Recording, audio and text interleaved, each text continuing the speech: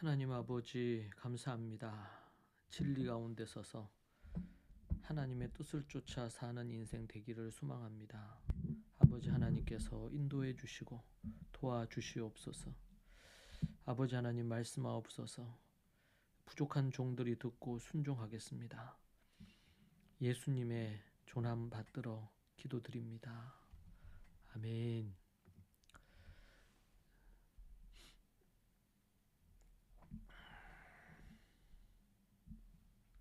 찬송가 391장 함께 찬양하겠습니다.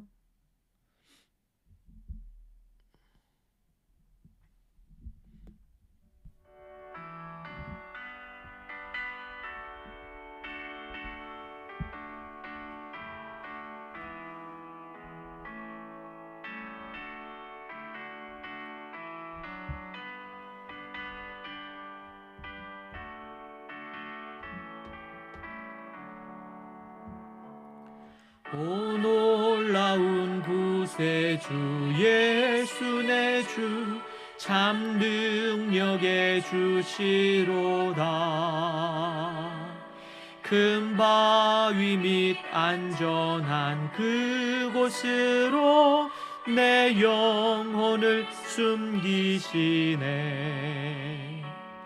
메마른 땅을 종일 걸어가도 나 피곤치 아니하며 저 위험한 곳 내가 이를 때면 큰 바위에 숨기시고 주 손으로 덮으시네. 오 놀라운 구세주 예수 내 주 내 모든 짐 벗기시네. 죄악에서 날 끌어 올리시며 또 나에게 힘 주시네. 메마른 땅을 종일 걸어가도 나 피곤치 아니하며 저 위험한 곳 내가 이를 때면 큰 바위에 숨기시고 주 손으로 덮으시네.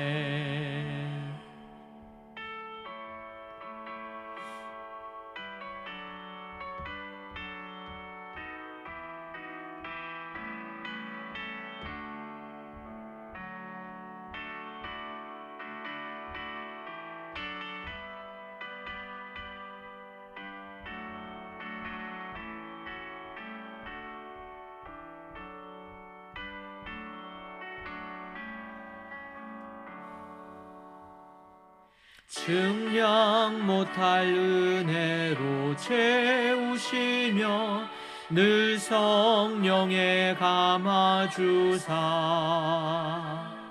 큰 기쁨 중 주님을 찬양토록 내 믿음을 도우시네.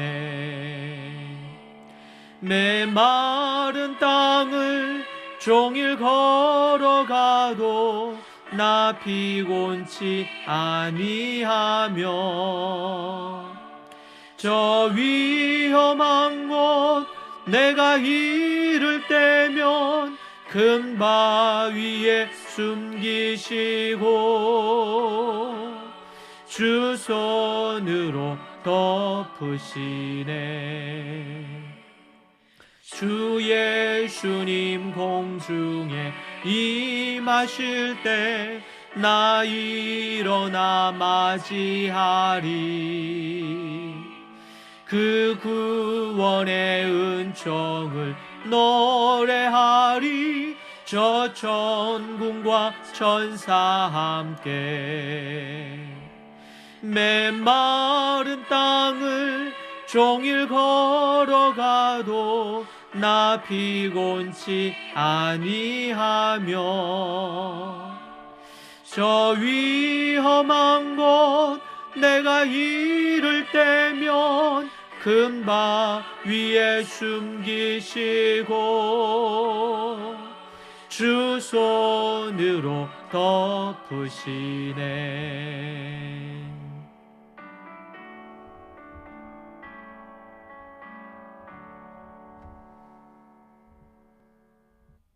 아멘. 하나님의 말씀 누가복음 4장 14절에서 16절입니다. 누가복음 4장 14절에서 16절. 예수님께서 성령님의 능력으로 갈릴리에 돌아가시니 그 소문이 사방에 퍼졌고 친히 그 여러 회당에서 가르치심에 뭇사람에게 칭송을 받으시더라. 예수님께서 그 자라나신 곳 나사렛에 이르사 안식일에 늘 하시던 대로 회당에 들어가사 성경을 읽으려고 서심해. 아멘. 예수님은 성령님의 능력으로 갈릴리로 돌아오십니다. 이 성령님, 퓨뉴마는 히브리어로 루하흐인데 번역으로 하나님의 영, 생명력, 능력 등으로 이 번역을 했습니다. 이 의미가 그런 의미이기 때문인데요. 히브리인들은 성령님을 하나님의 임재와 활동의 어떤 상징으로 여겼습니다. 예수님의 사역이 성령님의 능력으로 시작됨을 강조하는 것은 그분이 하나님께로 보내신 메시아임을 드러내는 것이기 때문입니다. 예수님은 늘 하시던 대로 나사렛뿐 아니라 갈릴리의 여러 회당에서 가르치십니다. 회당이죠. 시나고그라고 합니다. 유대인들의 종교적, 사회적 중심이고 예배와 교육, 공동체 활동 등이 이루어지는 곳입니다. 당시 갈릴리에는 가버나움 회당, 나사렛 회당 외에 수많은 회당이 동네마다 있었습니다. 예수님께서 회당에서 가르치신 것은 유대교 전통 안에서 메시아의 사역이 이루어짐을 보여주는 대목입니다. 또한 안식일에 회당에 들어가신 것은 율법을 준수하는 유대인으로서의 모습을 보여주는 동시에 안식일의 참된 의미를 되새기게 하는 행위이기도 합니다. 당시 안식일 회당 예배 순서는 어땠을까요? 그 순서를 잠시 살펴보면 첫 번째는 슈마라고도 불리는데 이스라엘 신앙 고백을 담은 기도문으로 신명기 6장 4절에서 9절 말씀을 함께 하야 합니다. 두 번째는 기도합니다. 회중을 위한 공동 기도 시간을 가졌습니다. 세 번째는 성경을 봉독했습니다. 구약 성경의 한 부분을 낭독했습니다. 보통 율법서, 토라에서 한 부분을 읽고 선지서에서 다른 한 부분을 읽었습니다. 네 번째는 설교, 다르샤라고 하는데 봉독한 성경 말씀을 바탕으로 설교자가 메시지를 전했습니다. 설교는 성경의 의미를 해석하고 삶에 적용하는 내용으로 구성이 되었습니다. 다섯 번째는 축도지요. 회당장이 회중에게 복을 빌어주는 것으로 예배가 마무리되었습니다. 예수님께서는 이러한 회당 예배 순서를 따라 성경을 읽고 가르치셨던 것입니다. 세 번째, 네 번째 순서를 예수님께서 하셨던 것이죠. 그러나 그분의 가르침은 당시 종교 지도자들과의 가르침과는 사뭇 달랐습니다. 하나님의 권위와 사랑에 기반한 새로운 메시지였기 때문입니다.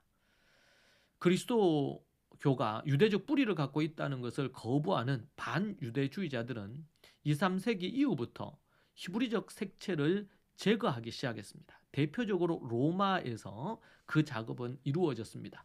자신의 속국이었던 그곳에 종교를 국교로 가지고 올 때에 로마식으로 많은 부분 바꿔야 됐습니다. 그래서 히브리적 색채를 제거해야 했던 것이죠. 예수님은 성령님의 능력으로 유대교 전통 안에서 하나님 나라의 복음을 전하셨습니다. 왜냐하면 그것이 뿌리이기 때문입니다. 그래서 예수님은 회당에서 가르치시는 것을 끝까지 하셨고 그리고 이스라엘을 유대 사회를 뒤흔들어 놓는 그런 일을 감당하셨습니다. 하나님이 주신 토라 율법을 귀중하게 여기시고 하나님의 성전을 귀하게 여기시고 하나님의 또 회당을 소중히 여기셨던 부분입니다. 그러면서 하나님의 새로운 메시지, 하나님의 뜻을 회당을 중심으로 유대인들을 전도하고 저들을 그리스도께로 하나님께로 인도하는 것에 마음을 두고 사명을 감당하셨습니다. 우리 또한 이 반유대주의를 배격하고 정말 성경에서 말씀하시는 예수님의 모습을 조차 우리가 균형 있게, 그리고 사도 바울처럼 균형 있는 그런 시각으로 올바르게 종 유대주의자가 되어서도 안 되고, 그리고 또 반유대주의자가 되어서도 안 되겠습니다. 신구약 성경을 기반으로 한 초대교회의 관점으로 그렇게 서야 될 줄로 믿습니다. 예수님의 이름으로 우리가 하나님 앞에 또 나아가기 원합니다. 기도합시다. 하나님 감사합니다. 진리의 말씀을 주시니 이 진리의 말씀 따라 살기 원합니다.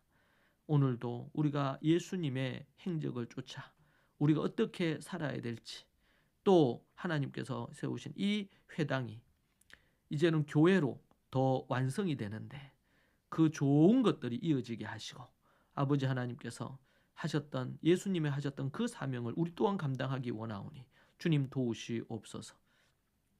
예수님의 조남으로 기도합니다. 아멘. 함께 우리 이 말씀 갖고 또 기도하겠습니다. 우리가 어떻게 살아야 될지, 또 오늘 하루를 생각하며 기도하십시다.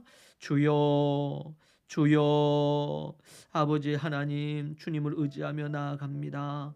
아버지 하나님이여, 습관조차 아버지 하나님이여 살지 않게 하시고 하나님의 말씀 따라, 아버지 주의 말씀의 가르침 따라 살기 원하오니 주님 도우시옵소서.